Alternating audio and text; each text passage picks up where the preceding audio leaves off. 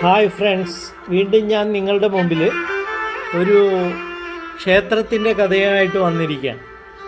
അപ്പോൾ ശരിക്ക് ഇത് നമുക്ക് കുറച്ച് സങ്കടം ഉണ്ടാക്കുമെങ്കിലും കുറച്ച് സന്തോഷവും ഇതിൻ്റെ കൂടെ നമുക്ക് പ്രദാനം ചെയ്യുന്ന ഒരു ക്ഷേത്രമാണ്.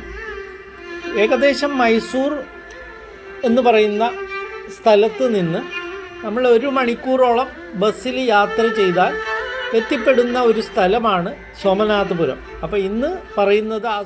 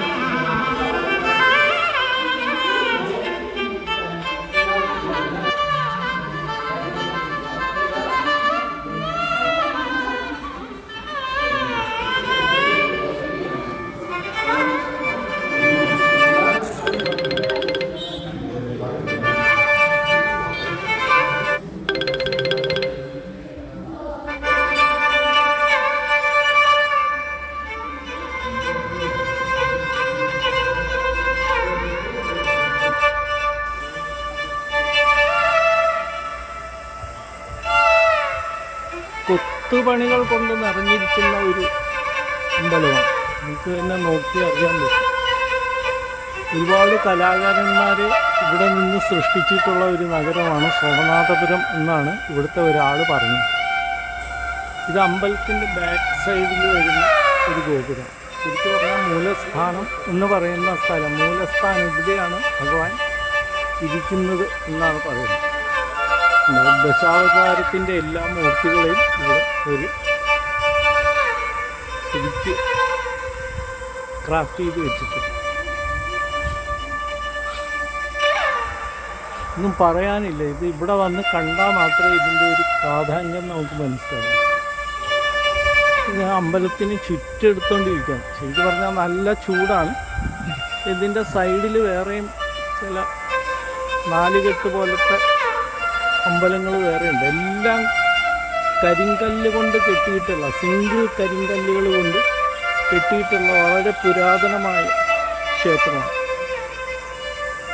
ഫുള്ള് കരിങ്കല്ലാണ്.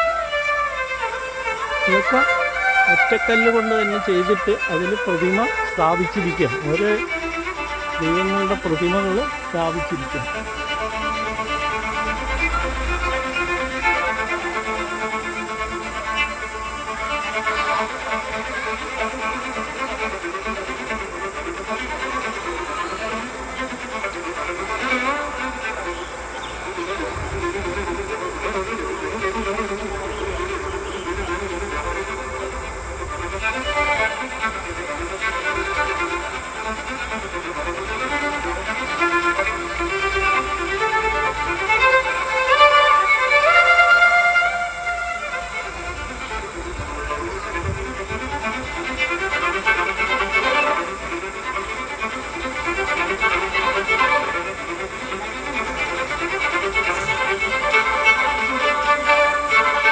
ഇത് 4 കെട്ടാണ്. ഇതിൻ്റെ ചുറ്റും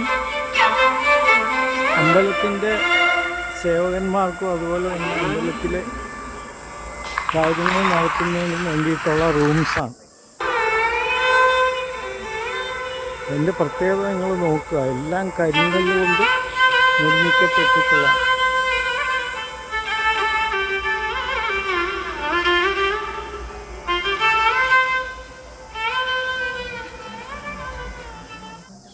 ഹായ് ഫ്രണ്ട്സ്, ഇന്ന് നമ്മൾ ഈ കണ്ട ഈ വീഡിയോ എന്ന് പറയുന്നത് ആ കൊത്തുപണി കൊണ്ട് സമൃദ്ധമായിട്ടുള്ള ഒരു ക്ഷേത്രം സമുച്ചയം സോമനാഥപുരം 13-ാം നൂറ്റാണ്ടിലെ രാജാക്കന്മാർ പണി കഴിപ്പിച്ച ഒരു ക്ഷേത്രം. പക്ഷേ അതിൻ്റെ പ്രത്യേകത എന്ന് പറയുന്നത് ടെക്നോളജിയോ അതുപോലെ തന്നെ ടൂൾസോ മെഷീൻസോ ഒന്നും ഇല്ലാത്ത സമയത്ത് അവർ കൊത്തി ഉണ്ടാക്കിയ ഉളികൾ കൊണ്ട് കൊത്തി ഉണ്ടാക്കിയ ഈ ആർക്കിടെക്റ്റ് അതിൻ്റെ ശില്പങ്ങളാണ് നമ്മൾ കണ്ടത്. അപ്പോൾ നിങ്ങൾക്ക് എല്ലാവർക്കും ഈ ഒരു വീഡിയോ ഇഷ്ടപ്പെട്ടെന്ന് കരുതുന്നു. നിങ്ങളുടെ ഫ്രണ്ട്സിനും സബ്സ്ക്രൈബ് ചെയ്യാൻ പറയുക, ഷെയർ ചെയ്ത് കൊടുക്കുക. നിങ്ങളുടെ ഈ ക്ഷേത്രത്തെ പറ്റിയുള്ള വിലയേറിയ അഭിപ്രായങ്ങൾ അറിയിക്കുക. Thank you very much.